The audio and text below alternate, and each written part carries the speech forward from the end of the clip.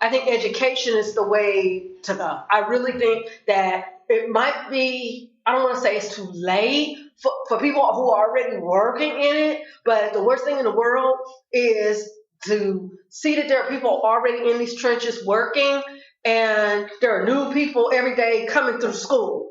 That's why I got out of child welfare, and now I teach. But I teach in the field, so I teach social work and I teach psychology. I teach at UC Davis, their training academy.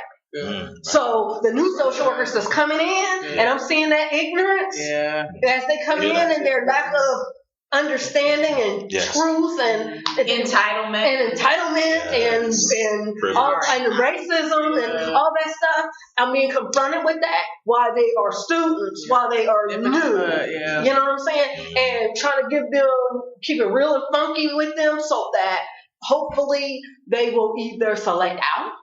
Mm-hmm. Or if they manage to be in there, it won't be because they didn't know certain things.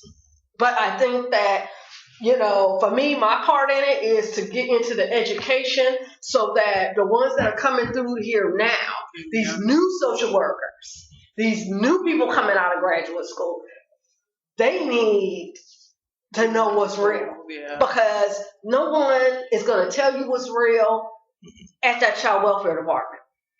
No one's really going to tell you what's real. You'll get it in the field. Like I said, if you had the right person. Or a mentor outside of child welfare. If you have the right one. If you have the right one. But you're not going to get it real and funky, more than likely, at that child welfare department. So getting something in school or getting something when you're going through induction training, I think it's very important. But we need to, at some point, get people together, get your heads together, get people with the experience together to come up with something. Well, question, I'm sorry, because you just triggered. With the CCR, the continual care reform that's going on, because of all the work groups, and I haven't gone to all of them, because my brain would be swimming right about now. What's interesting to me is there's all the talk about advertising to increase the number of foster families because, of course, the numbers are down and what have you since they have to close and the therapeutic homes and da-da-da. And I keep hearing, no, this is foster care now how it's supposed to have always been. Keep the kids at home. Because I'm not in the field right now. I just hear, of course, policy people, but I already know there's the other side because policy doesn't always translate to practice. Was there even the conversation to talk about because this is a major shift in the system, child welfare system in California. This is a major shift. So with this shift, was there ever the shift conversation on how to change the mental shift of the department? Because even with that, there's a different, but this is part of what I'm saying, because that's what you brought up for me. There are thousands of people that are meeting about CCR every week. If not in Sacramento, in LA or Fresno, they got the normal spots or what have you. But either the highlight reel or, just somebody I'm talking to doing break or whatever, I don't hear the conversation about what are we doing about the actual workforce. Because the workforce, I already know, is being hindered and hampered because they can't find a family because I don't want a 17-year-old.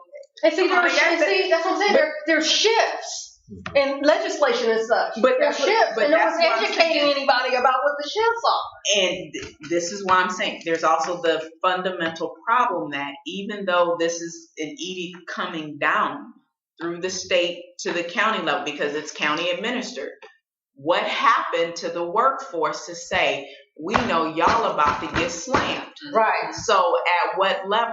I'm trying to get to your question in that sense because this is a major shift. Yeah. And everybody knows because there's a lot of people complaining. There's new legislation this year to take care of stuff that wasn't in last year's legislation because the funding is a huge issue no matter how you look at it. Even though the hope is to keep people at home. At home, you're saying with foster home? No, in their own home. Good.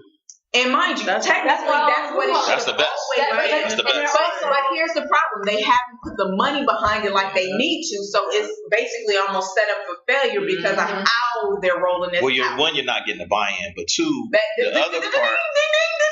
Yeah. Okay. So you're not gonna get that buy-in, but then at the same time, though, for me, it's like, what are the resources that are here now anyway? So you got families that are in the community that they're crying out for help. Mm-hmm. And then the only help they'll get is us coming to them. Right. And that's you don't have no food? Mm-hmm. Okay, well, we can help you, but this is gonna come at a cost. How can we help you though? No, I mean, we're gonna come in with our resources. We're gonna come in with but those are resources. But I'm gonna give you a little Band-Aid. There's your Band-Aid, and then good luck, because the minute I come in, if that Band-Aid don't work, then okay, here go your kids. So how is this system preparing you guys? It's not. But it's changed the culture. But it's broke. But it's not even a culture. It's like, for me, it's just like in your situation, right? For you right now, and you're an able-bodied, very brilliant person, and you're like, cool, I'm tapping out. So if you're tapping out, can you imagine a family that's within our system that is like trying to move about or trying to ask for help? It's like you are completely done. I mean, so, and then even with us, even being the people that we are, you push something down from the top. Right. We're already in a defensive mode. Right. We don't trust nobody. Mm-hmm. So I don't care. Even though that sounds good, it's gonna change next year. I'm getting ready. No, and I can hear it coming, and I've heard the rumblings and everything, but it's like people. I mean, it's like, to me, California is like got like 40 states. No. Each county is its own state. 600 states. Yeah, because everybody. You know what I mean? Everybody is like, you try to talk to a state about doing something, they're like, no, this is how we operate in this Fairfield state, in Vallejo state, in Solano state. And then in each little area has their own little area, and they're fighting for that piece of the pie. Mm-hmm. And they're using all of the poor to build off of. Mm-hmm. I get your Medi-Cal, I get you this, and these are the services we're gonna give you, a big fat nothing. Mm-hmm. But we're gonna label you, and we're gonna do all these things to you. But damn it, if we don't need you, we need you. You would think Fairfield, it shouldn't even, our services shouldn't be centered in Fairfield. It should really be centered in Vallejo, because that's the biggest population that we're serving. And you have to, every time something happens, you always have to ask the question, why? Why do you really think it? And you have to get out of the clouds about the positive things, unfortunately, of why you think something's happening. You have to look at why things happen. Okay, look at all the money that's being spent in foster care. Okay, because let me tell you something. I have been a licensed foster parent for 2 years, and I have had 3 kids in 2 years placed in my home. And they didn't stay very long. I did like some emergency respite type situation, because I had extra rooms in my home. And this was the thing. We're supposed to be so impacted. It's supposed to be so difficult to place children, so difficult to find homes for children. But yet you can have a person who is an ex-social worker. Yeah. I had a huge house with all these extra rooms, a licensed foster parent, and you know how to read. And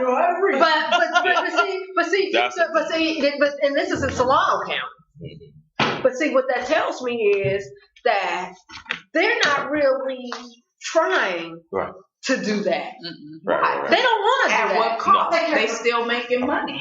Yeah, they don't want to do that because there's money to be made to go the other way. Yeah. They don't want to pay me foster care rate to be taken care of. But they would rather those kids stay at home because you know what? It's cheaper if they was with a relative.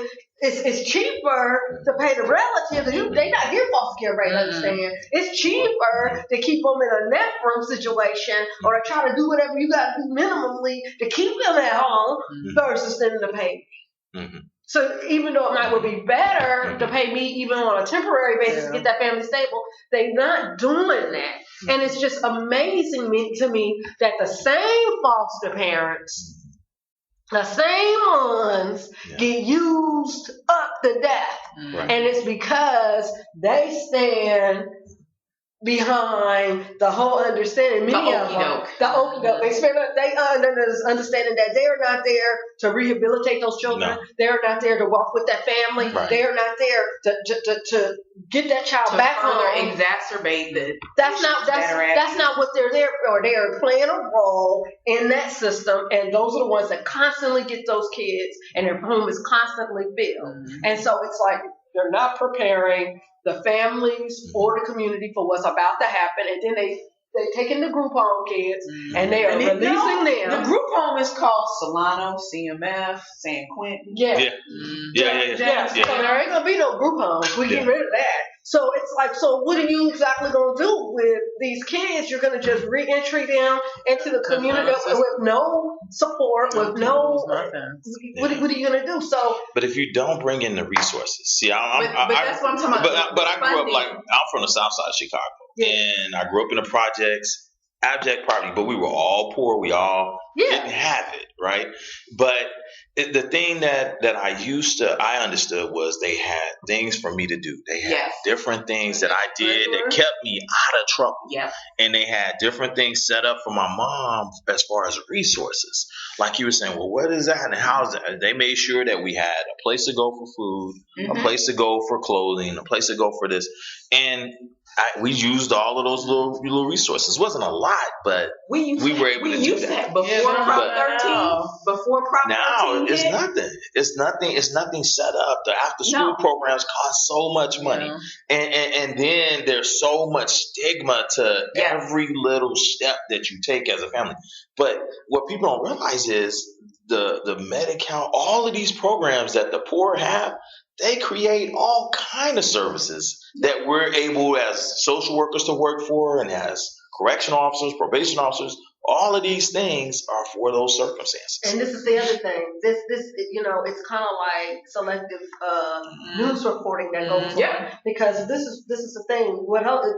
Can't be deceived by what's on the news, because what's on the news is not really news. It's what they've selected to be on there for you to see. So it's like there's lots in our communities, especially in our Black and Latino communities. There's lots of things in the churches. There are lots of things, but now that's not being promoted. No one's going into the church, because I know, for instance, the church that I belong to, they feed the homeless every month. Well, they help you with your housing too. And they help you with your housing, and they help with clothes. They help you with clothes, and they good counseling, and they have midnight basketball, and they have free tutoring for the children, and they have a whole lot of stuff going on in the community in Vallejo where I reside.